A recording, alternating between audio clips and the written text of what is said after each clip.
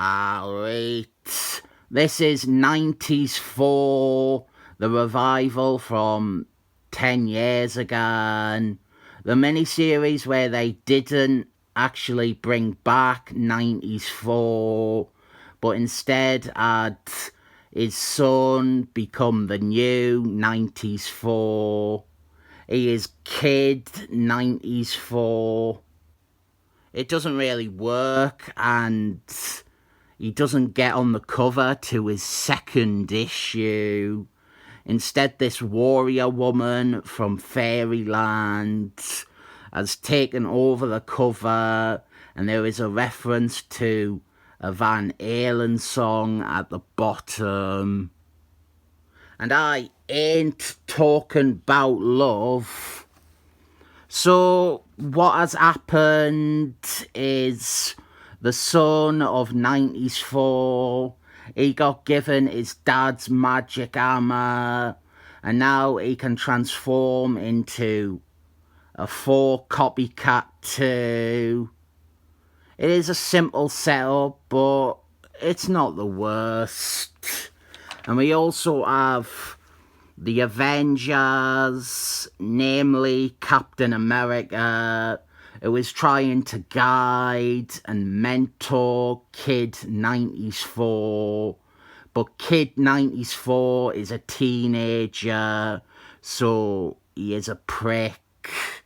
He hates everyone, and he hates superheroes most of all, because his dead dad was one. This creative team, they have done some amazing stuff with young heroes before. We are talking Spider-Woman, we're talking Green Gobbler, we're talking a third one I couldn't think of. And then we have this, and it doesn't really come together well. I think maybe it's because Kid 90s Thor, he isn't that likeable. But also 90s Thor himself, he was pretty much one big joke. It seems odd that the creative team, who were so intent on making 90s Thor screw everything up, they are now acting as if he is some revered superhero. And the high school stuff, it is a flat line. You don't care for Kid 90s Thor. You know, all this high school stuff doesn't matter. It just feels like some hard men who kind of have their usual components in their stories. So they have included high school stuff in this.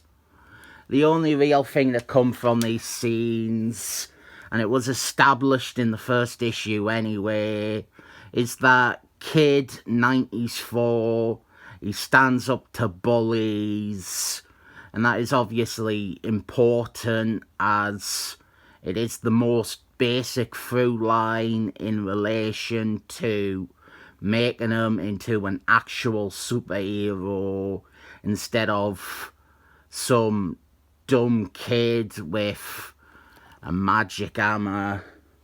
And that is a miss before you comment down below.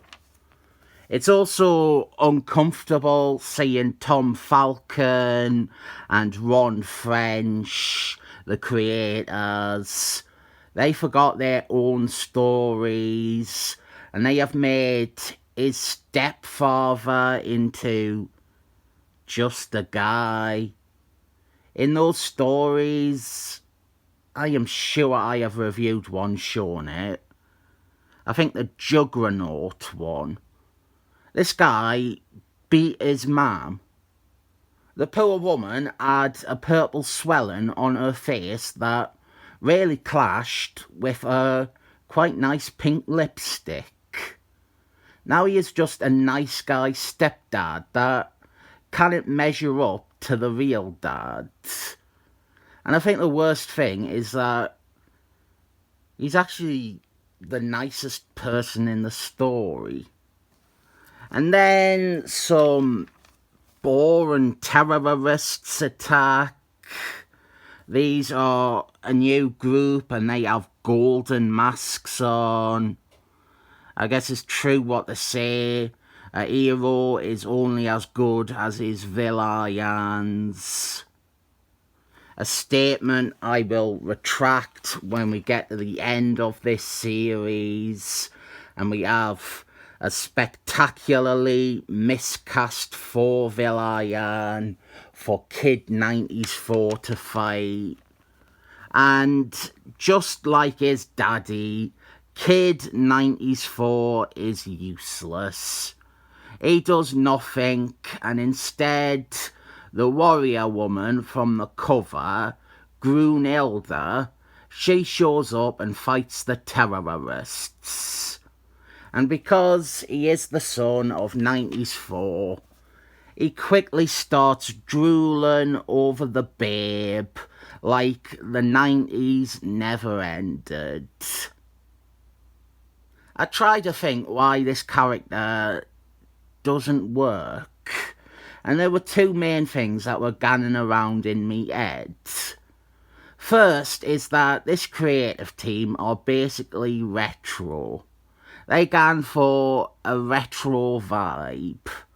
It feels artificial when they have a character like this who rejects the standard superhero mold. He is a miserable counterculture teenager who hates cape shit. It's not really something Tom Falcon can write, so it starts to feel especially fake. The other thing is that Tom Falcon and Ron French, they already did this character. They had the son of 90s Thor in the Spider-Woman comics, the McTwo universe, and he was a lot better. He was just a straightforward Thor-esque hero. He actually, interestingly, had different powers. He didn't have the magic hammer, and as little of him as we saw, he was more appealing than this dumb kid. So what happens next is Kid 94, he teams up with s.h.i.e.l.d to fight off these non-super-powered bad guys. Oh, there is one positive I can bring up, and that is that Tom Falcon and Ron French purposely abandoned the secret identity angle. They had him just tell his mum and stepdad straight away about his powers. And that was a refreshing change. But I obviously didn't enjoy this miniseries much. I didn't think it is the worst idea having 90s Thor's son come along and adopt the legacy of his father. I think it is a good excuse to keep that character or his memory alive. I got this series because I thought it was a decent idea and I had faith in the creative team, but it didn't work for me. I think you could say a lot more about 90s Thor than this series does, and better utilise the son and give him some agency. I think there is some intriguing ideas that could be told with the reality that 90s Thor was a total idiot, and now he's been held up as this great hero who died a noble death, and his son is having to live up to this idealised, non-existent memory. You could even contrast it with his stepdad trying to live up to his real dad. Or you could go the other way and have the son be much better than the dad, but feel like he is not.